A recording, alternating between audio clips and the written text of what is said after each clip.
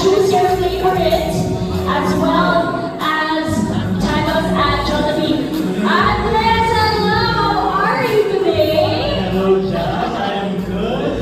Very excited po siya kanina pa. Pero ngayon, this is your opportunity to say hi, of course, to all of your fans. Kanina pa sila, nasa na ba siya? Naamoy namin na dito siya today. Ayan. Magandang hapon sa inyong lahat. Hello, everybody. Thank you for being here today. It really means a lot to me, and of course, to all the fans that are here for me, I'm so grateful that you guys are here.